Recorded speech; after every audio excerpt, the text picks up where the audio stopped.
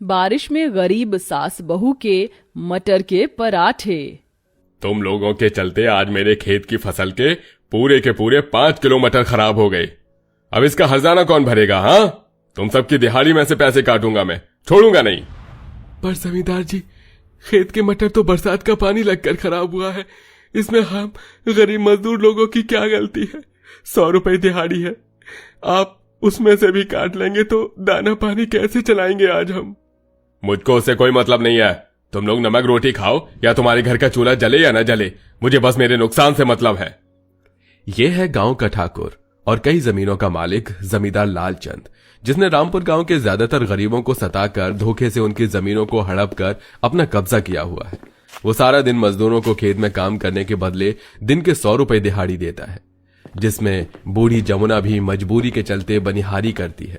वो स्वभाव से बहुत ही मिलनसार और नरम दिल की है। सबके दुख को अपना दुख मान लेना उसकी आदत में शामिल है। मदन, आजा रोटी खा ले। नहीं जमुना काकी, तुम खा लो, मुझको भूख नहीं है। सुबह से खेत में भूखे प्यासे खट रहा है और कहता है भूख नहीं लगी। चल आजा। खाएगा नहीं तो मेहनत कैसे करेगा और अपना परिवार कैसे पालेगा? पर काकी, ये तो जमींदार की सरासर गलत बात है। हम किसान लोग उनके बंजर जमीन को सर्दी गर्मी बरसात की मार सहकर सींचते हैं और बदले में ये हमको क्या देते हैं? 100 रुपए, जो आज के इस महंगाई भरे दौर में परिवार का पेट भरवाने के लिए पूरा भी नहीं पड़ता है। खुद तगड़ा मुनाफा कमाते हैं, तभी तो गरीब लोग और गरीब होते जा रहे हैं और अमीर लोग और अमीर होते जा रहे हैं। मदन के इस कथन में कुढ़न के साथ गरीबी और दुखों में जीने का दर्द साफ दिख रहा था। ये लो तुम सबके आज के 50 रुपए। 50 रुपए मैंने काट लिए हैं, अब चले जाओ सब। अरे ओ जमुना, ऐसा कर, ये सारे सड़े गले मटर ले जा, वरना इसके चलते मेरे बाकी के मटर की फसल को भी कीड़े न खा जाएं। ले जा इसे। जी हुजूर, ले जाती हूँ। सारे मटर को अपनी साड़ी की झोली में भरकर जमुना अपने घर चल देती है। कुछ दूरी पर एक झोपड़ी का घर आता है, जिसके अंदर बूढ़े हजारी प्रसाद बीमारी की अवस्था में पड़े हुए थे और उसके पोता पोती गौरव मुन्नी खाने के इंतजार में आंखें बिछाए सवेरे के भूखे बैठे थे।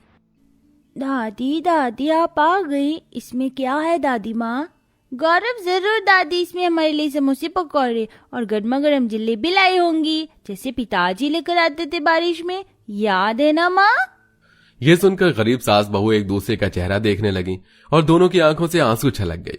दोनों का ध्यान भटकाते हुए बहू सरिता ने कहा, बच्चों, अभी दादी थक कर आई है ना, उन्हें आराम करने दो, तंग मत करो। ऐसा करो, तुम दोनों जाकर थोड़ी देर बाहर खेलो। हमें खेलना नहीं है, हमको खाना चाहिए माँ, भूख लगी है।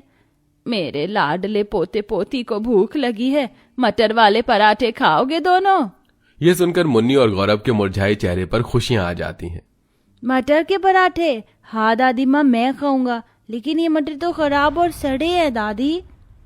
ऐसा नहीं है गौरव बेटा, केवल छिलका खराब है, दाने अच्छे निकलेंगे। देखो, मैं तुम दोनों के लिए बढ़िया सा मटर वाला पराठा बनाती हूँ।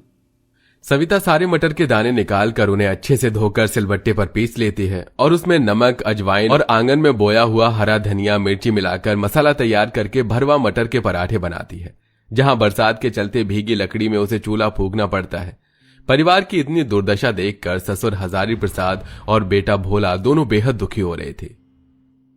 कैसा निकम्मा लाचार बेटा हूँ माँ, जिस बुढ़ापे की अवस्था में तुम्हें घर पर रहकर आराम करना चाहिए था, माँ तुम्हें अकेले इतनी मेहनत करके हम सब का पेट भरवाना पड़ रहा है। आज बहुत असहाय महसूस हो रहा है। तभी आंसू पोंछते हुए जमुना ने कहा, भोला, ऐसा मत बोल। तूने तेरे पिता के बाद इतने बरसों तक घर को संभाले तो रखा था, मगर अब भगवान ने तुझे ऐसी बीमारी लगा दी है कि तू ना तो भारी वजन का काम कर सकता है। बस तू मेरी आंखों के सामने रह, मैं मेहनत भी कर लूंगी। दरअसल कुछ महीने डॉक्टर ने भोला को किडनी खराब होने की समस्या बताई थी, जिसके इलाज में लाखों का खर्चा आना था। इतने पैसे लगाने के लिए गरीब सास बहू के पास पैसे नहीं थे, इसलिए दोनों काफी दुखी रहते हैं। सरता सभी को मटर के पराठे बनाकर खिलाती है, जिसका स्वाद बहुत ही अनोखा सा था। बच्चों, कैसे बने पराठे? बहुत ही टेस्टी मटर के पराठे बनाए हैं तुमने मम्मी, एकदम पकौड़े वाला फील दे रहा है। हाँ मम्मी, बहुत टेस्टी मटर के पराठे बनाए हैं। बाबूजी, आपको और पराठे दूं? अरे नहीं बहू, मेरा तो पेट टंच हो गया। इतनी बढ़िया मटर पराठे बनाई थी कि मैं 4 खा गया। अभी तुम दोनों सास बहू भी खाने को बाकी हो। सबके खाने के बाद एक ही पराठा बचता है जो सरिता अपनी सास के आगे परोस देती है। ये लीजिए माँ जी, आप खाइए। और तू क्या खाएगी बहू? आजा, इसी में से आधा बांट कर खा लेते हैं, ये ले। इस तरह गरीबी भरी परिस्थिति में उनकी जिंदगी गुजर रही थी। धीरे धीरे बरसात का मौसम अपने चरम पर आ जाता है, जिससे पूरे दिन पूरी रात बरसात होती है।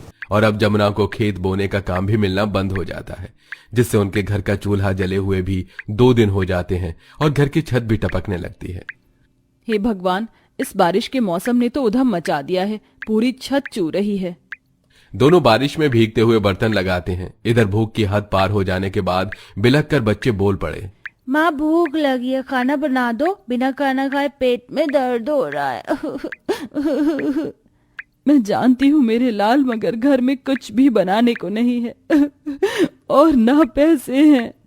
तभी मुन्नी कहती है, माँ तुम तो कितनी स्वादिष्ट मटर के पराठे बनाती हो, तुम दादी के साथ मिलकर पराठे बना के बेचो। पता है वो लच्छू अंकल है ना, वो पराठों में खूब कमाई करते हैं और ग्राहकों को भी ठगते हैं, जबकि उनके पराठे बिल्कुल भी अच्छी नहीं होते।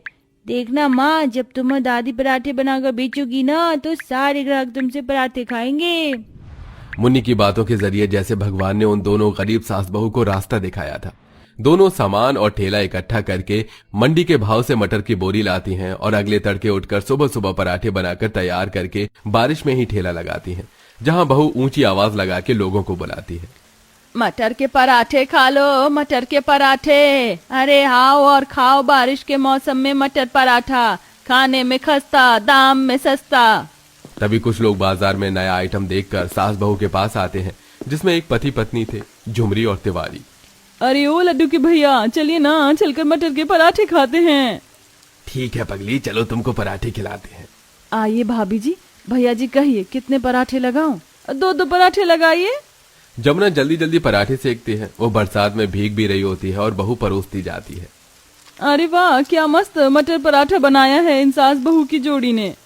सच में मटर के पराठे में दम तो है, वरना ये शहर वाले लोग तो बस पराठों के नाम पर पापड़ खिलाते हैं। एकदम चिमकी पराठा, ना तो उसमें दाम भर का आलू होता है। बहन 2 पराठे और लगा दो। जी भैया जी, अभी लाती हूँ, 2 मिनट दीजिए। दोनों पति पत्नी को चाव से मटर पराठा खाता देखकर और कई सारे कस्टमर बारिश में खाने आते हैं, जिससे कि शाम से पहले ही गरीब सास बहू की मटर पराठे बिक जाते हैं। पहले दिन की कमाई ही कितनी अच्छी हुई बहू, बस राम जी की दया कृपा से इसी तरह हमारे मटर का पराठे का धंधा चलता रहे।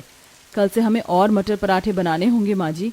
इसी तरह दिन बीतते हैं। धीरे धीरे बारिश के मौसम में मटर पराठा खाने वाले लोगों की तादाद बढ़ती जाती है और सास बहू का व्यापार जम जाता है। और बारिश के मौसम में भी स्वाद के लिए लोग छाता ले लेकर रेल के डिब्बों की तरह लाइन लगा लेते हैं। आय हाय, कितनी मस्त खुशबू आ रही है मटर पराठे। आय हाय हाय, बस मेरा नंबर आ जाए जल्दी से। अरे भैया, कैसे पराठे बनाती हैं? तुमने खाया है? मैं पहली बार आया हूँ। अरे भाई साहब, 1 नंबर के पराठे मटर बनते हैं। ये दूर दूर तक मशहूर है इनके पराठे। और बारिश के मौसम में अगर इन सास बहू के मटर पराठे नहीं खाए तो और क्या खाया भैया। अरे ऐसा है क्या? दोनों सास बहू के पराठों का स्वाद ग्राहकों के मुंह चढ़कर बोल रहा था। धीरे धीरे पैसा इकट्ठा करके दोनों भोला का ऑपरेशन करवाती हैं, जिससे वो ठीक हो जाता है। साथ ही अब तीनों बहू बेटे मिलकर मटर पराठे बेचते हैं, जिससे वो अच्छा खासा पैसा कमाते हैं। अब वो घर भी पक्का कर लेते हैं, जिससे बरसात में होने वाली परेशानी टल जाती है। कुछ ही महीनों में सब कुछ कितना बदल गया ना माँ जी। एक वक्त में हमारे पास खाने को भी नहीं हुआ करता था। कैसे भूल सकती हूँ उन दिनों को बहू। कितना संघर्ष किया है, तब जाकर हमारे दुख के दिन सुख में बदले हैं। दोनों सास बहू ने बहुत पास से गरीबी को देखा और जिया था, इसलिए वो बरसात के मौसम में रोड साइड रहने वाले लोगों को हर सप्ताह मटर के पराठे बनाकर उन्हें खिलाया करती, क्योंकि दौलत के पैसे के साथ व्यापार कमाना भी जरूरी होता है। गरीबी हर किसी का इम्तिहान लेती है, लेकिन जो हर हालातों में हिम्मत नहीं हारता है, आखिर में जीत उसी की होती है।